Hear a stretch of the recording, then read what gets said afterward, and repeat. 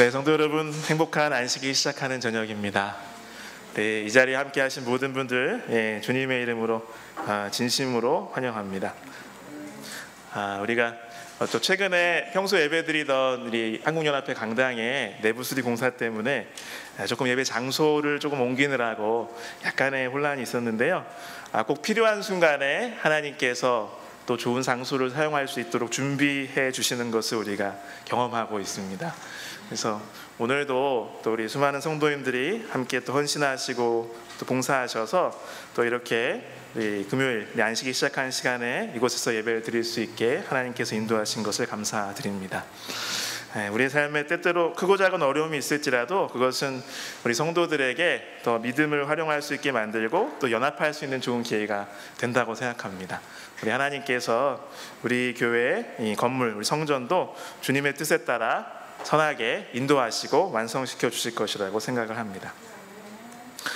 잠깐 이 시간을 빌어서요, 우리 또 방송을 통해 예배드리고 또 함께 예배하시는 우리 믿음의 가족들에게 내일 진행되는 안식일 낮 시간의 예배 시간이 조금 변경된 점을 좀 먼저 안내를 해드리고 말씀을 나누고자 합니다.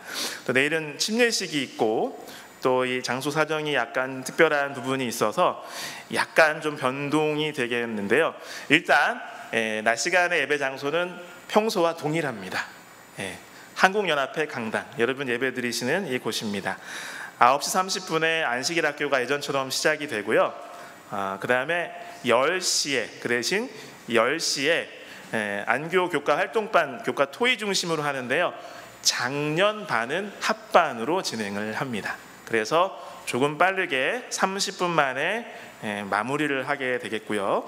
10시 30분에 1부 예배, 2부 예배, 안식일 예배를 통합해서 우리 연합회 강당에서 함께 예배를 드립니다.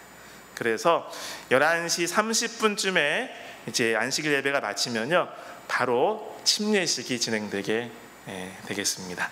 여러분, 내일 침례식을 위해서도 주님의 풍성한 은혜가 더하시길 바라고요. 여러분, 내일 진행되는 안식일 예배 시간과 장소를 기억하셔서 우리 함께 예배 드리는데 또 어려움과 차질이 없이 함께 은혜를 누리게 되시길 바랍니다.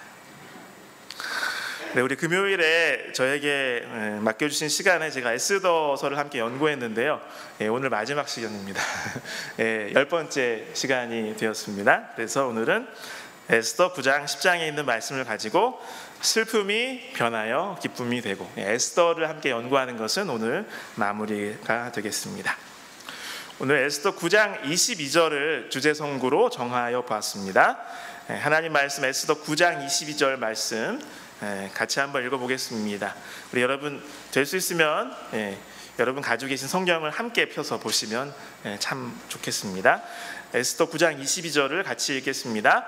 이 날에 유다인들이 대적에게서 벗어나서 평안함을 얻어 슬픔이 변하여 기쁨이 되고 애통이 변하여 길한 날이 되었으니 이 두 날을 지켜 잔치를 베풀고 즐기며 서로 예물을 주며 가난한 자를 구제하라 하매. 9장과 10장의 내용을 간단하게 요약해서 좀 보도록 하겠습니다. 9장의 1절부터 10절까지는 이제 드디어 그 제비를 뽑았던 원래 큰 비극과 멸망의 날이 되었을 그 날 12월 13일에 있었던 일을 이야기합니다. 그때 유다인이 오히려 자기를 해코지하고 죽이려는 그러한 대적들을 다 이렇게 죽이게 됩니다. 그들을 처단하게 됩니다. 그래서 10절까지 내용을 보시면 하만의 아들 10명을 포함한 유다인을 공격하는 사람들을 다 싸워서 이기고 오히려 그들을 다 제거한 이야기가 나옵니다. 그리고 11절부터 16절까지 이제 에스더가 또 다시 한번 아하수에로 왕에게 요청을 합니다. 대화를 또 하는데요. 지금 수산성에 있었잖아요. 그 수도 중에 하나인 수산성에서는 그 다음 날인 12월 14일 아달월 14일에도 유다인들이 그 대적들을 죽이게 되었어요. 에스더의 요청으로. 그러면서 전체적으로 이 페르시아 제국 안에서 유다인을 해치려고 하는 대적들이 오히려 죽임을 당했는데 총 75,810명이 이제 제거가 됩니다. 그 다음에 17절부터 19절까지는 그래서 유다인들은 이제 다 가족과 본인의 이 목숨을 다 잃고 멸망할 줄 알았는데 이것이 오히려 복이 되었고 승리의 날이 되었기 때문에 그래서 이 구원받음 그리고 대적에게 승리함을 기뻐해서 그 형편에 따라서 그 상황에 따라서 아달월 14일 혹은 15일에 잔치를 베풀게 되었다는 내용이 나옵니다. 20절로부터 32절까지는요 이제 모르드게가 또 편지를 보내고요 또 에스더도 편지를 보내서 그래서 해마다 이 날 아달월 14일과 15일을 명절로 지킬 것을 이렇게 선포를 하고요 그 날을 이 부르라는 그 제비뽑기 그 단어를 따가지고 부림절이라고 하게 되었다라는 내용이 나옵니다. 그리고 이제 10장으로 넘어가면요 10장은 상당히 짧습니다. 딱 3절까지밖에 안 되는데요 이제 아하수에로 왕의 간략한 이후의 행적과 모르드게 이후의 행적과 또 모르드게가 어떠한 봉사를 하였는지 이라는 것이 언급되면서 에스더가 그 내용을 마무리하게 됩니다. 그런데 솔직히 이 9장과 10절은 이 독자들이 읽을 때 특별히 주님을 따르는 사람들로서 좀 불편한 부분이 있어요. 왜냐하면 유다인들이 그 대적들을 몇 명을 죽이고 또 몇 명을 죽이고 또 죽였다 이런 내용들이 계속 반복해서 나오거든요. 그래서 합치면 75,810명이에요. 거기 나와 있는 숫자를 다 더하면. 근데 뭐 아무리 그들이 이제 자기 방어를 하기 위해서 그랬다고는 하지만 어떻게 하나님을 따르는 사람들로서 그렇게 사람들을 75,810명이나 이렇게 다 죽인 것은 이 잔혹하지 않는가? 과연 이게 하나님 뜻에 맞는 것인가? 주를 따르는 사람들이 할 일인가? 비정하지 않는가? 뭐 이런 생각들이 좀 들거든요. 자, 계속 이 살육의 과정이 다 묘사가 됩니다. 과연 이것이 정의 실현일까요? 이 에스더 9장 5절로 6절에 있는 말씀을 제가 읽겠습니다. 유다인이 칼로 그 모든 대적들을 쳐서 도륙하고 진멸하고 자기를 미워하는 자에게 마음대로 행하고 유다인이 또 도성 수산에서 500명을 죽이고 진멸하고 그 다음 7절로 10절에는요 또 바산다다와 달본과 아스바다와 보라다와 아달리아와 아리다다와 바마스다와 아리세와 아리데와 외사다 곧 함무다다의 손자여 유다인의 대적 하만의 10 아들을 죽였다라고 이렇게 나옵니다. 그러니까 하만이 막 집에서 하나 자식도 많고 막 그리고 자랑했잖아요. 그 아들을 이제 싹 죽임 당했어요. 유다인들이 죽였어요. 그 다음에 이제 11절로 16절에 보시면 제가 읽겠습니다. 그날의 도성 수산에서 도륙한 자의 수유를 왕께 아뢰니 왕이 왕후 에스더에게 이르되 유다인이 도성 수산에서 이미 500명을 죽이고 멸하고 또 하만의 10 아들을 죽였으니 왕의 다른 지방에서는 어떠하였겠느냐? 이제 그대의 소청이 무엇이냐? 곧 허락하겠노라. 그대의 요구가 무엇이냐? 또한 시행하겠노라 하니. 에스더에 나오는 이 아하수에로 왕은 대사가 참 되게 단순하고 별로 없어요. 근데 어쨌든 시간이 많이 지났음에도 여전히 에스더를 사랑하고 혹은 신뢰하는 것 같습니다. 13절 에스더가 이르되 왕이 많이 좋게 여기시면 수산에 사는 유다인들이 내일도 오늘 조서대로 행하게 하시고 하만의 10 아들의 시체를 나무에 매달게 하소서 하니 14절 왕이 그대로 행하기를 허락하고 조서를 수산에 내리니 하만의 10 아들의 시체가 매달리니라. 아달월 14일에도 수산에 있는 유다인이 모여 또 300명을 수산에서 도륙하되 300명을 또 죽인 거예요. 16절 왕의 각 지방에 있는 다른 유다인들이 모여 스스로 생명을 보호하여 대적들에게서 벗어나며 자기들을 미워하는 자 75,000명을 도륙하되. 이 주된 배경이 수산성이기 때문에 다른 지방이 어땠는지 그냥 총괄해서 이렇게 말한 것입니다. 근데 엄청나게 이렇게 죽였어요. 과연 이것은 에스더와 유다인들이 이제 모든 환경이 자기들한테 더 힘이 있고 이렇게 유리하니까 이때다 싶어가지고 정말 잔인하게 비정하게 피해 복수를 행한 그런 잔혹한 기록인가? 이런 의문을 우리가 갖게 되는 것입니다. 어찌 보면 그동안은 약자였고 생명의 위협까지 받았고, 그렇죠? 그러다가 그것을 위해서, 구원을 위해서 하나님께 금식하고 기도하고 자신과 민족의 구원을 정말 지혜롭게 헌신적으로 눈물로 간청했던 믿음이 신실한 왕후 에스더의 그 전까지 묘사된 모습과 이 부분에 나오는 에스더는 굉장히 대조적으로 보입니다. 여러분, 그 유럽의 종교개혁 시대에 그 영국 여왕 메리 1세에 관해서 한 번쯤 이야기를 들어보셨을 것입니다. 별명이 굉장히 유명하죠. 그 정적들과 반대파를 하도 많이 처형시켜서 별명이 피로 물든 메리, 피칠갑한 메리. 그래서 블러디 메리라고 하잖아요. 물론 현대에 와서는 그 역사학자들이 좀 평가를 좀 다르게 해야 된다, 이렇게 말하는 사람도 있기는 합니다.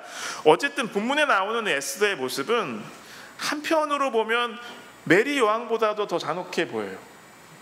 오늘도 500명을 죽였는데 왕이시여 내일도 좀 더 죽일 수 있도록 해주십시오, 이렇게.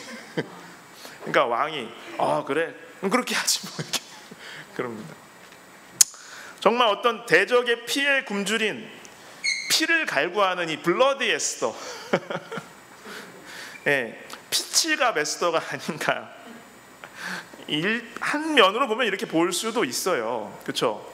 그리고 페르시아 전역에서 어쨌든 굉장히 75,810명의 사람을 죽였으니까요. 그런데 이때다 싶어서 얘를 당해봐라 하면서 잔혹하게 복수를 과연 했는가? 사실 성경 본문을 우리가 자세하게 찬찬히 읽어보면 그런 것이 아님을 우리가 확인을 할 수가 있습니다.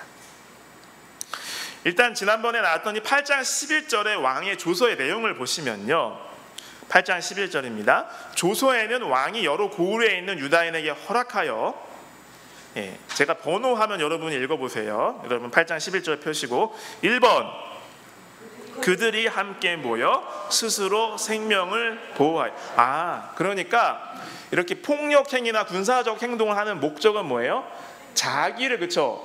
자위라고 하죠. 자기를 보호하기 위한 그런 행동이 허락된 거였어요. 2번 백성 중 세력을 가지고 그들을 치려하는, 그 대항할 수 있는 이 물리적인 대항을 해서, 그렇죠? 폭력을 행사할 수 있는 대상은 누구예요? 자신을 맞아요. 왜냐하면 이 날이 13일 당일에만 허락된 거였어요. 그렇다면 자기를 실제로 군사적인 행동으로 공격하는 사람들을 맞대응을 할 수가 있었던 겁니다. 자, 3번.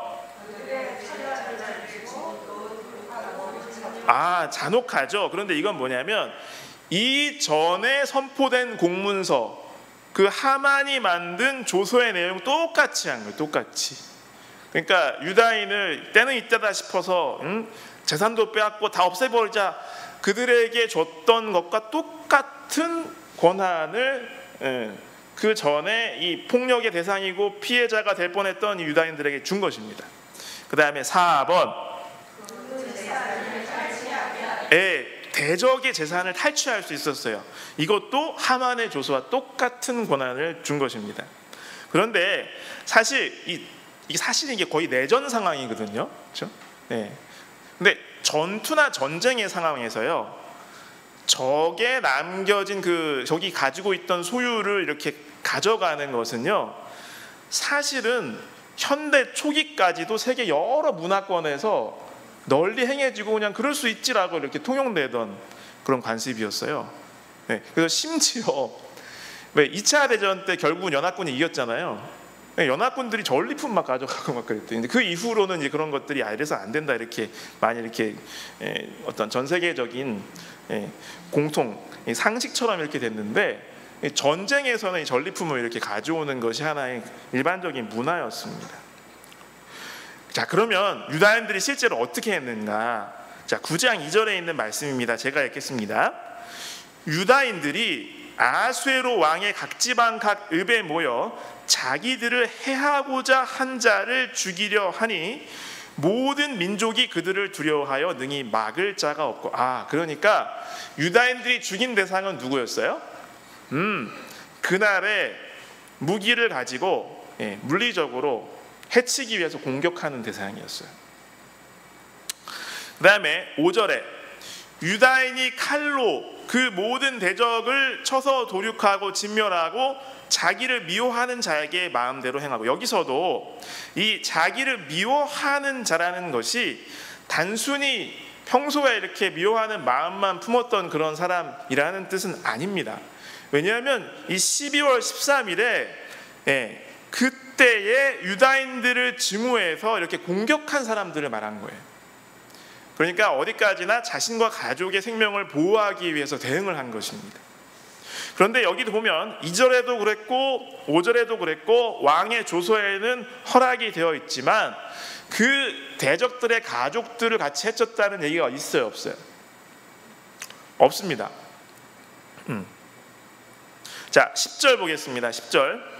곧 함므다다의 손자요 유다인의 대적 하만의 10 아들을 죽였으나 그들의 재산에는 손을 대지 아니하였더라. 자, 하만의 10 아들을 그냥 괘씸해서 아무 이유 없이 수산성에 있는 유다인들이 죽였을까요? 아니에요. 그러면 왕의 조서를 어긴 것이 됩니다. 그 10 아들이 또 그날 유다인들을 해하려고 했다는 것이죠. 근데 그들을 죽였는데 재산을 탈취했습니까? 그렇지 않았어요. 그다음 15절. 아다러 14일에도 수산에 있는 유다인이 모여 또 300명을 수산해서 도륙하되 또 그들의 재산에는 손을 대지 않았습니다. 역시 16절, 아까 읽었죠. 7만 5천 명 다른 지방에서 그들을 죽였지만 그들의 재산에는 손을 대지 않았습니다. 여기에도 대적들만 죽였어요? 처사식까지, 가족까지 죽였습니까? 대적들만 죽였습니다. 재산에는 손을 대지 않았습니다. 여기 그래서 우리 기독교인 작가로 되게 유명한 그 척 스윈돌은 그 에스더를 설명한 책에서 이렇게 이야기를 했습니다. 유대인들은 잇따른 전투에서 두드러진 자제력을 보였다. 그들은 한 마리의 양도 금 한 돈도 취하지 않았을 뿐더러 무고한 한 생명도 앗아가지 않았다. 그들은 자신의 방어만 하고 그 이상의 것은 하지 않았다. 그들은 죽은 자에게 속한 재산을 약탈하지 않도록 의도적으로 제지했고 여자와 아이들을 죽이지 않았다고 말한다. 오히려 그들은 여자와 아이들이 사용할 수 있도록 재물을 남겨두었다.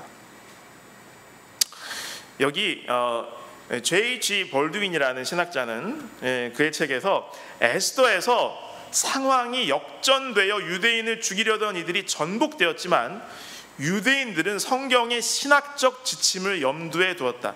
복수를 할 수 있도록 허락되었지만 이에 따른 심판이 있을 것임을 알았다.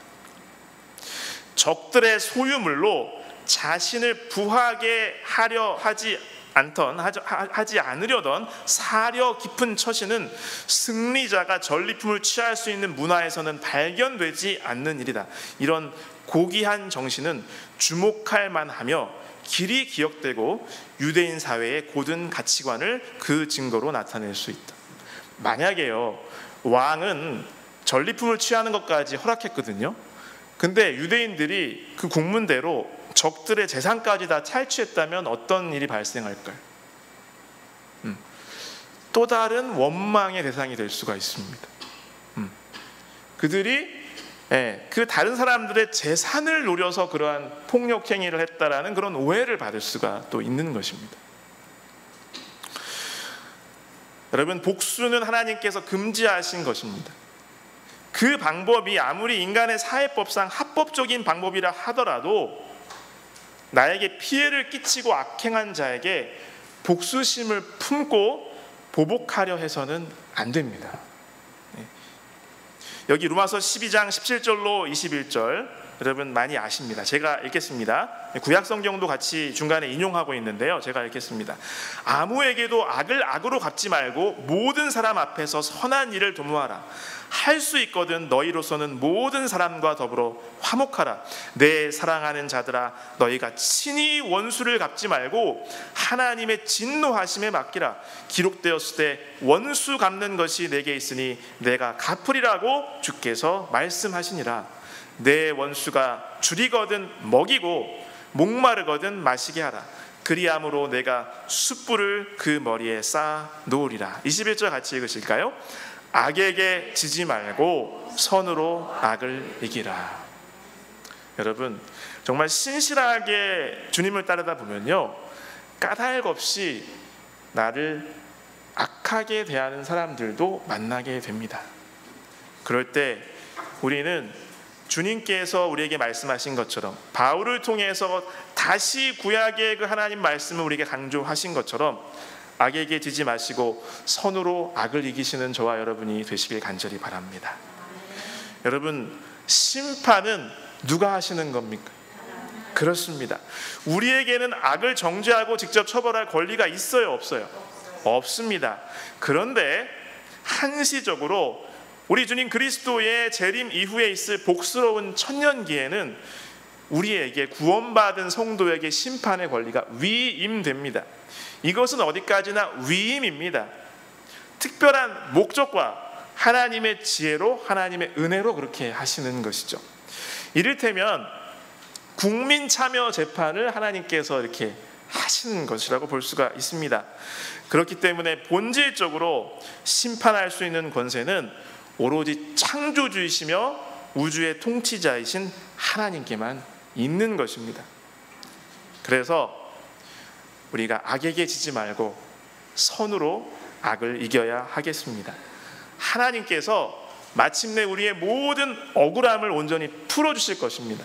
그리고 모든 것을 바르게 돌려 놓으실 것입니다. 이 말씀을 통해서 깨달을 수 있는 교훈은 마침내 하나님께서는 악을 완전히 제거하실 것이라는 것입니다. 하나님께서는 악을 완전히 제거하실 것입니다. 여러분, 에스더의 내용은 우리가 이 여러 가지 신학적인 주제, 성경의 주제 중에 무엇을 다룬 것이라고 제가 몇 번 강조해서 자꾸 말씀드렸습니다. 세 글자. 에스더의 주제는 종말론입니다. 종말론. 여기 에스더 9장 13절에 에스더가 내일도 유다인들이 대적을 죽일 수 있도록 해달라고 이렇게 간청을 하지요. 그런데 잔혹해 보이는 에스더가 이틀 동안의 복수를 요구한 배경이 있습니다. 바로 우리가 이미 서두의 이야기를 에스더를 살펴보면서 보았듯이 하만의 이 유다인 몰살 음모가 일어날 수 있던 그 원인을 살펴보면 에스더가 왜 이렇게 하루 더 바랬을까라는 것을 생각을 해볼 수가 있습니다. 여러분, 이 하만도 어디 살았었어요? 수산에 살았었어요. 그리고 하만은 처형당했지만 아까 나왔듯이 또 누가 있었어요? 10명의 아들들이 있었죠. 이 아들들은 유다인을 미워할 만 해요. 아버지도 죽었죠? 그 전 재산은 다 가져가 버렸죠? 그렇죠? 여기 에스더 3장 1절에 바로 모르드게가 각성하게 된 계기를 설명하기를 아각 사람 함무다다의 아들 하만을 왕이 지위를 높이 올려서 모든 대신 위에 가장 뛰어나게 됐다는 거죠. 근데 하만을 설명하기를 어디 사람이라고 이야기를 했죠? 아각 사람. 우리는 이미 그것을 다 알고 있습니다. 바로 아말렉 족속인 것입니다. 예전에 사울 왕이 진멸하지 않고 살려뒀던 아말렉 왕 그 아각이에요. 아각. 물론 다른 의견들도 있지만요. 자, 사무엘상 15장 7절부터 11절에 있는 말씀을 제가 읽겠습니다. 사울이 하윌라에서부터 애굽 앞 술에 이르기까지 아말렉 사람을 치고 아말렉 사람의 왕 아각을 사로잡고 칼날로 그의 모든 백성을 진멸하였으되 사울과 백성이 아각과 그의 양과 소의 가장 좋은 것 또는 기름진 것과 어린 양과 모든 좋은 것을 남기고 진멸하기를 즐겨하지 아니하고 가치 없고 하찮은 것은 진멸하니라. 여호와의 말씀이 사무엘에게 임하니라. 이르시되 11절 내가 사울을 왕으로 세운 것을 후회하노니 그가 돌이켜서 나를 따르지 아니하며 내 명령을 행하지 아니하였음이니. 그러니까 하나님께서 사울에게 주신 명령은 뭐예요? 모든 아각 민족과 소유를 다 죽이라고. 이 심판의 개념입니다, 이것은. 근데 보니까 어떤 것만 죽였어요?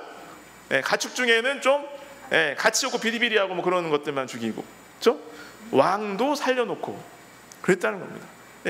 여러 가지 사울의 잘못된 모습이 있는데 이 말씀 후에 하나님께서 사무엘 선지자한테 이렇게까지 말씀하셨죠. 후회된다. 그러니까 보세요. 하신지라 사무엘이 근심하여 온 밤을 여호와께 부르짖으니라. 그렇죠? 사실 사무엘 선지자한테는 이 사울이 아들 같고 다윗도 아들 같았어요. 그렇죠? 그래서 하나님이 이렇게 결정적으로 들리는 그런 무서운 말씀하시니까 너무 마음이 슬펐던 것 같아요. 사무엘이 밤새워서 기도했다는 거죠.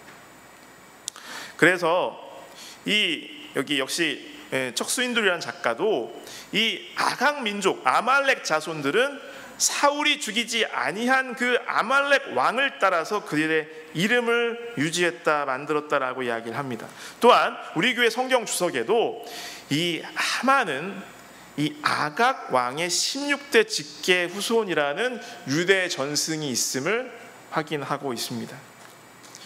여러분, 사울 왕과 황후 왕비 에스더가 이렇게 비교가 됩니다. 사울 왕은 하나님의 명령을 무시하고 자기 욕심을 좇았어요. 내 뜻이 더 옳은 것 같아서 고집대로 했습니다. 그러나 에스더는 자기의 삶과 목숨과 모든 것도 기꺼이 희생할 각오로 하나님을 위해서 일어섰습니다. 기도하고 금식하고. 그런데 둘 다 어느 지파 사람이었어요? 베냐민 지파 사람이었어요. 둘 다.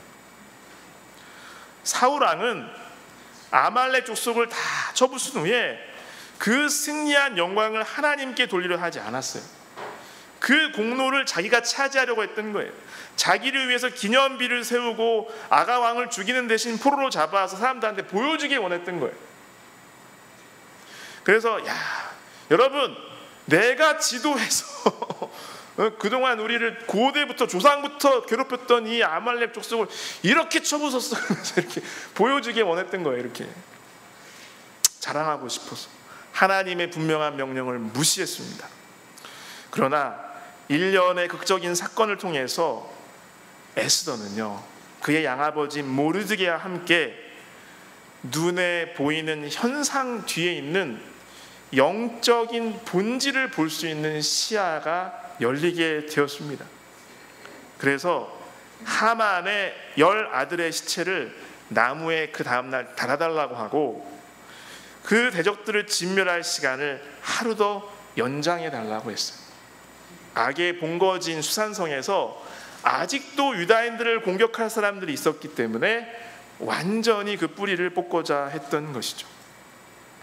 여러분, 이것은 하나님께서 마침내 악을 완전히 없애실 것을 우리에게 교훈으로 보여주시고 있다고 저는 생각을 합니다. 말라기 4장 1절에 있는 말씀을 읽겠습니다. 만군의 여호와가 이르노라, 보라, 용광로 불같은 날이 이르리니 교만한 자와 악을 행하는 자는 다 지푸라기 같을 것이라. 그 이르는 날에 그들을 살라서 그 뿌리와 가지를 남기지 아니할 것이로되. 완전히 악의 근원 사탄 마귀까지 하나님께서는 마침내 소멸시키신다고 말씀하신 거죠. 시편 37편 7절로 11절입니다. 이 부분은 많이 여러분 아시는데 한번 성경을 펴시고 같이 읽어봤으면 좋겠습니다. 시편 37편 7절로 11절은 같이 읽어보겠습니다. 함께 읽으실까요? 여호와 앞에 잠잠하고 참고 기다리라. 자기 길이 형통하며 악한 꾀를 이루는 자 때문에 불평하지 말지어다. 분을 그치고 노를 버리며 불평하지 말라. 오히려 악을 만들 뿐이라. 진실로 악을 행하는 자들은 끊어질 것이나 여호와를 소망하는 자들은 땅을 차지하리로다. 잠시 후에는 악인이 없어지리니 내가 그곳을 자세히 살필지라도 없으리로다. 그러나 온유한 자들은 땅을 차지하며 풍성한 화평으로 즐거워하리로다. 아멘. 여러분, 최후의 심판에 하나님께서는 악인들을 남김없이 다 멸망시키실 것이죠. 하나님에 대한 이해가 좀 부족한 사람들은 그러한 하나님이 잔혹해 보일 수도 있습니다. 그러나 그러한 것이 분명히 아님을 우리가 알고 있습니다. 그것이 공의이고 정의인 것입니다. 법이 공정하지 않으면 백성들은 무시하고 반항하게 되어 있습니다. 또 악이 없어지지 않는 이상 천국과 낙원은 실현될 수 없는 것을 우리는 기억해야 합니다. 환경이나 수명이나 어떤 것이 문제가 아닙니다. 천국이 천국인 이유는 악한 존재가 없기 때문입니다. 그렇기 때문에 낙원인 것입니다. 그래야 온 우주가 비로소 어떠한 위협도 없이 안전해지는 것입니다. 이러한 것을 생각해 볼 때에 다시 한번 에스더가 말하는 선과 악의 그 큰 싸움에 가장 주된 전장터가 바로 내 마음임을 우리는 잊지 말아야 할 것입니다. 에스더의 교훈은요, 제거하지 않고 남겨놓은 마음속의 악이 아무리 작은 것일지라도 그것은 결국 내 인생을 완전히 파멸시킬 수 있다는 것을 이야기해 주는 것입니다. 마치 사울이 대충 자기의 경험과 생각으로 저 아말렉 다 망했는데 이렇게 생각했던 것처럼, 그래서 에스더가 했듯이 남김없이 내 마음속의 악은 제거되어야만 합니다. 그것은 어떻게 그렇게 할 수 있겠습니까? 바로 주님의 능력밖에 없습니다. 나의 죄와 허물은 주님께 온전히 자백하고 용서를 구하시고 매 순간 나를 죄의 유혹으로부터 주님께서 성령의 능력으로 지켜주시도록 진심을 다해서 기도하며 살아가는 것이 아니겠습니까? 그리고 기도와 말씀과 예배와 봉사와 전도로 우리 주님과 더 친밀하고 가깝게 지내는 것입니다.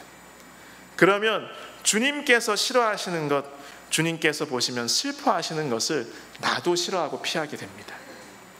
그리고 나의 눈과 귀를 악하고 더러운 곳으로부터 돌려서 선하고 아름다운 것으로 향하고 바로 그리스도의 생애를 묵상하심으로 주님으로 내 마음을 채워야겠습니다. 선하고 아름다운 진리인 하나님의 말씀을 읽고 묵상하고 암송함으로 그것으로 내 마음을 채우는 것입니다. 그리스도와 나와의 바른 관계의 가치를 깨닫고 그것을 소중히 여기는 것입니다. 에스더처럼 악은 온전하게 없애야 합니다. 그래야 우리에게는 안전이 오는 것이죠. 증언의 말씀을 소개하겠습니다. 부조와 선지자 452쪽입니다.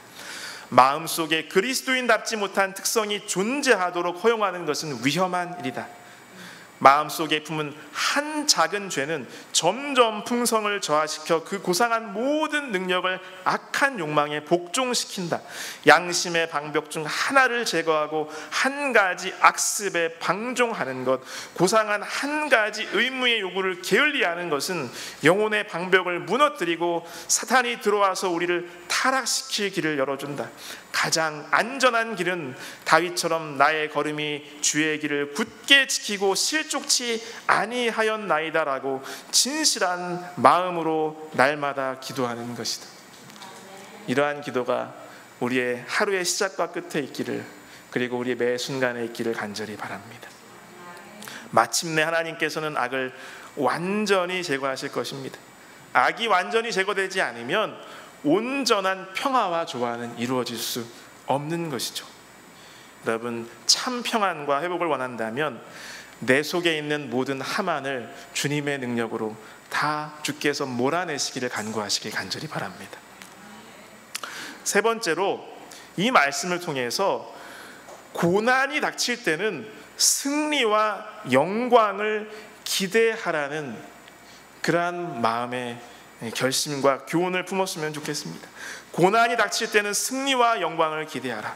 저는 이런 교훈을 깨닫게 되었습니다. 우리 에스더의 하나님은 정말로 역전의 명수이신 하나님이십니다.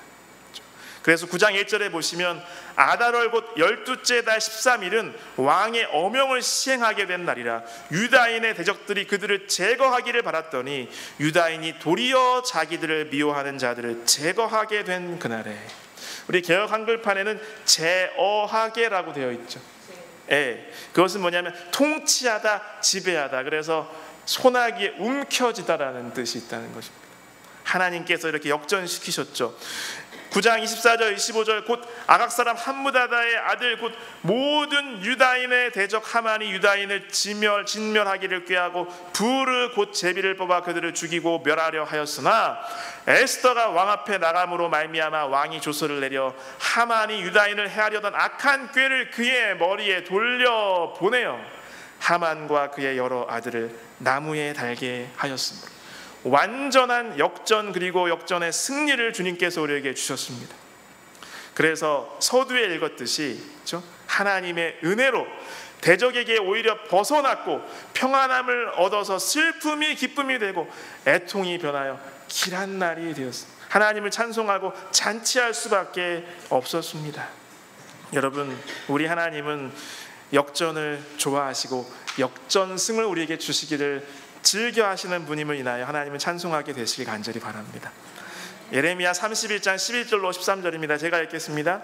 여호와께서 야곱을 구원하시되 그들보다 강한 자의 손에서 속량하셨으니 그들이 와서 시온의 높은 곳에서 찬송하며 여호와의 복 곧 곡식과 새 포도주와 기름과 어린 양의 때와 소도의 때를 얻고 크게 기뻐하리라. 그 심령은 물된 동산 같겠고 다시는 근심이 없으리로다 할지어다. 13절 그때의 처녀는 춤추며 즐거워하겠고 청년과 노인은 함께 즐거워하리니 내가 그들의 슬픔을 돌려서 즐겁게 하며 그들을 위로하여 그들의 근심으로부터 기쁨을 얻게 할 것입니다.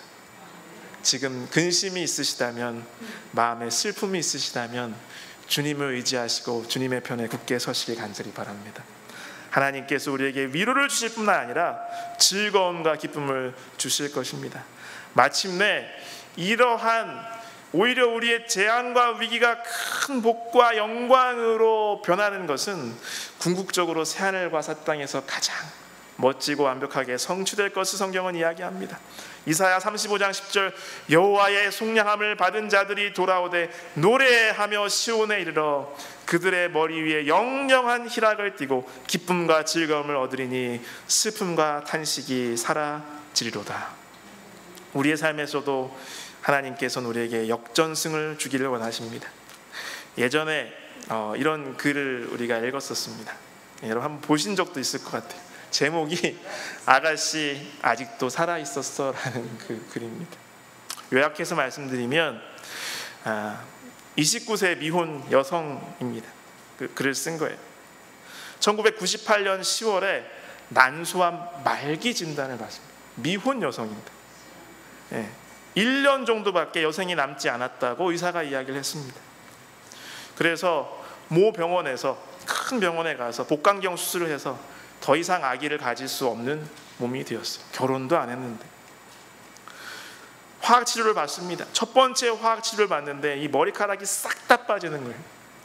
이 아가씨가 좌절을 느끼는 거죠. 상실감. 항암치료를 계속 받았습니다. 재발 확인을 위한 재수술까지 받았습니다. 화학 치료를 12번 받았어요. 더 이상은 이제 몸이 망가져서 힘들게 그냥 포기를 해버렸습니다. 그러다가 어디를 갔냐면 지인을 통해서 여수 요양병원을 갔어요. 그래서 거기서 이 건강기별 재림교회 건강기별 뉴스타트 강의를 듣고 실천하기 시작했습니다. 항암제 때문에 몸이 다 망가져서 정말 일어날 힘도 없었지만 꾸준히 기도의 동산에 가서 기도를 했어요. 그리고 6개월 동안 건강 식생활 원칙을 꾸준히 지켰습니다. 그리고 투병 중에 하나님을 만나고 그리스도인이 되게 되었어요. 그리고 그러면서 이렇게 회개를 하고 자신의 삶을 돌아보게 되는데 가족이 얼마나 나의 어려운 순간에 소중하고 나를 정말 끝까지 돌봐주는지 그 사랑에 감격하면서 내가 너무나 이기적인 삶을 살았구나 하면서 하나님께 회개하는 삶을 살았다고 하는 것입니다. 그런데 그러니까 암에서 회복이 일어나는 것입니다. 건강한 삶을 살면서 자신과 비슷한 사람들을 돕는 일을 합니다. 거기서 그렇게 이야기를 합니다. 이분이 실제로 쓴 거예요. 이기적인 자아에만 몰입해 있던 자신을 이 투병하면서 다시 돌아볼 수 있었고 나 외에 다른 사람의 삶도 관조할 수 있게 되었다. 이런 깨달음이 없었다면 아마도 난 한 번뿐인 삶을 가치 없이 살다가 그저 그렇게 갔을 것이다. 그러니까 아직 결혼도 안 한 그 미스 아가씨가 그렇게 이제 아기도 못 낳을 만큼 다 수술도 몇 번 받고 이렇게 했는데 오히려 지금의 삶을 감사하는 거예요. 깨달음을 얻고 내 삶이 변했다는 거죠. 나는 그러한 고난 속에서 하나님을 만났고 좀 오타가 있네요. 그분을 구세주로 모셨다. 나는 죽음의 문턱에서 축복처럼 빠져나왔다. 더구나 풍성한 선물을 가득 안고 말이다. 여러분 누군지 아마 대부분 아실 거예요. 이분 간증도 많이 했습니다. 이 글은 시조 2009년 1호로 14쪽에 나온 그 송소윤 씨, 송소희 두 자매입니다. 근데 두 분 다 똑같은 병을 알았어요. 그 언니가 딸을 열심히 간병하다 언니까지 발병을 해서 아주 자매가 절망적이었는데 다 치유받았어요. 건강기별 신청하고 몇 년 전에 만났고요. 현재 두 분 잘 살고 계십니다. 지금 송소희 집사님은 그 화순군에 사세요. 그래서 그 미스바 연수원 근방에 그 힐링하우스 엘림이라고 해가지고 비슷한 그런 환우들이 주님을 만날 수 있도록 이런 요양한 그런 사역을 하고 계십니다.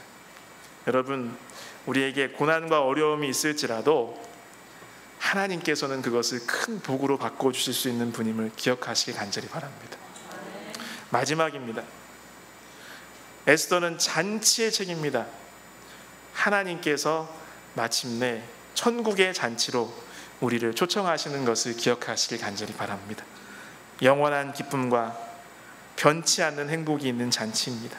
그래서 에스더는 몇 번 말씀드렸지만 잔치로 시작해서 잔치로 끝납니다. 10번의 잔치가 나옵니다. 왕의 즉위식, 그다음 남자들을 위해서 왕이 벌인 잔치, 왕후 와스디의 여인들을 위한 잔치, 에스더가 왕궁에 입성할 때도 잔치를 벌였습니다.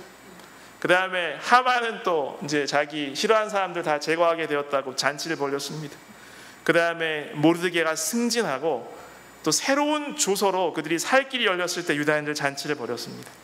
에스더의 첫 번째 잔치와 두 번째 잔치, 결정적인 이 사건의 절정의 순간이었죠.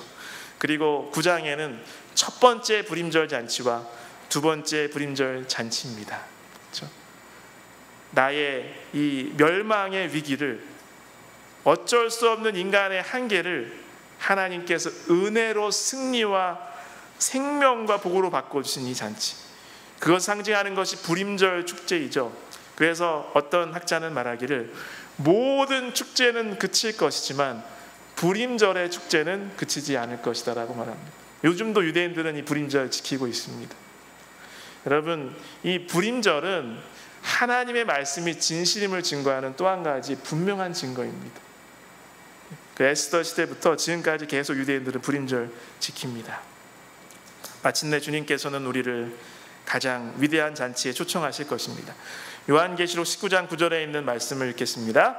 천사가 내게 말하기를 기록하라, 어린 양의 혼인잔치에 청함을 받은 자들은 복이 있도다 하고 또 내게 말하되 이것은 하나님의 참되신 말씀이라 하기로. 여러분, 이 잔치는 우리가 결코 빠지면 안 되겠습니다.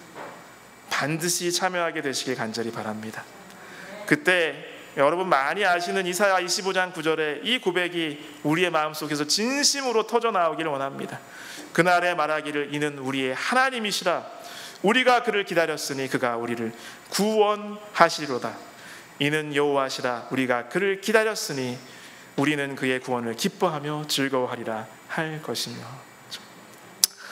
그래서 이때에 기뻐하는 그 잔치와 같은 주님의 영원한 복에 참여한 사람들, 바로 요한계시록 7장에 나오죠. 다 읽지는 않겠습니다. 아무라도 능히 셀 수 없는 흰 무리가 종려나무 가지를 두고 보좌와 어린 양 앞에서 하나님을 찬송하며 하나님의 구원을 노래합니다.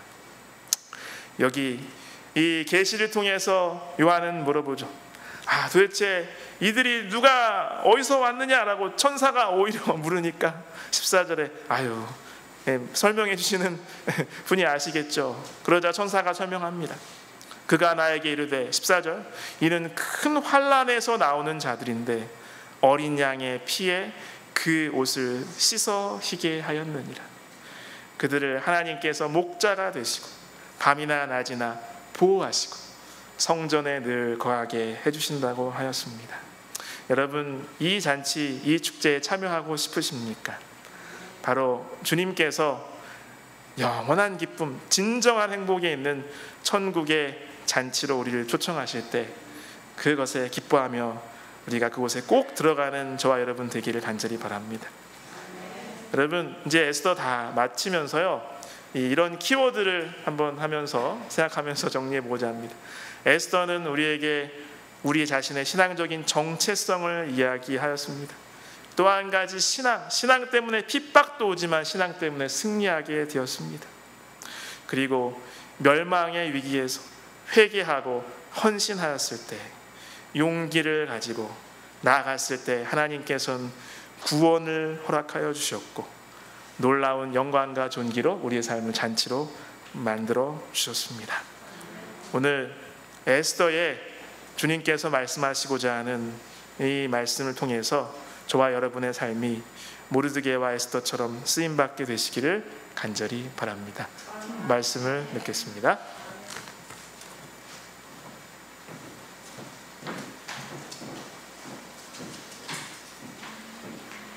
목사님의 말씀을 생각하시면서 563장 부른 후에 목사님 축도로 예배 마치겠습니다.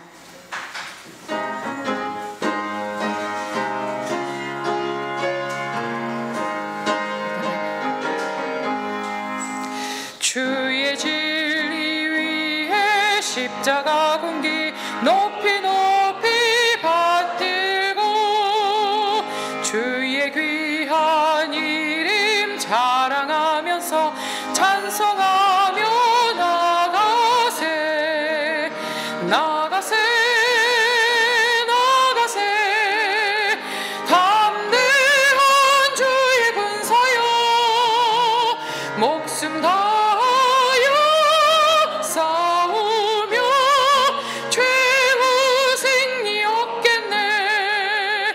원수들이 비록 강할지라도 주의 군기 붙잡고 주의 진리 위에 굳게 뭉치어 분발하여 싸우세 나가세 나가세 담대한 주의 군사여 목숨 다하여 싸우며 최후 승리 얻겠네. 산과 들과 바다 가는 곳마다 주의 군기 날리며 주의 귀한 소망 복된 소식을 온 세상에 전하세 나가세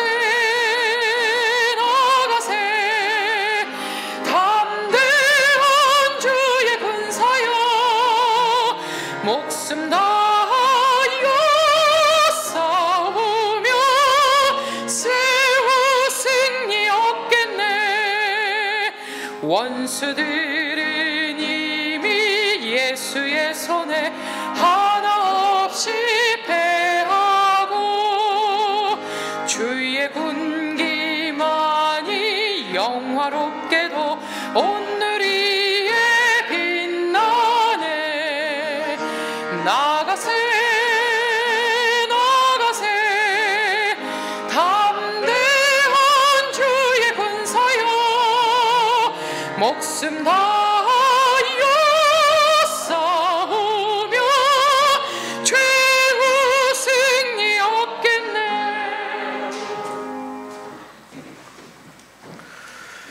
아버지 하나님, 참으로 감사합니다. 오늘날에도 사탄 마귀는 호시탐탐 우리를 유혹하고 때로는 충성스러운 주의 종들을 핍박하고 있습니다. 주님, 굽어살펴 주시옵소서. 오늘 담대한 마음으로 우리를 이기게 하시는 주님의 손을 붙잡고 에스더와 모르드게처럼 일어나게 인도하여 주시옵소서. 용기를 주시고 힘을 더하여 주시옵소서. 주님을 의지할 때 우리에게 다가오는 어떠한 어려움과 시련이라 할지라도 주님께서 영광스러운 구원으로 바꾸어 주실 뿐만 아니라 놀라운 복과 은총으로 우리를 주님의 영광을 함께 누리게 해 주심을 우리가 기억하도록 인도하여 주시옵소서.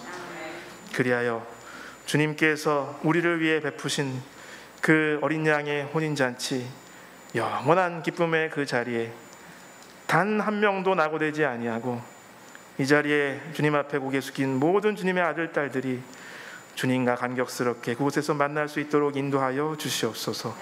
예수님의 이름으로 간절히 기도드리옵나이다. 아멘.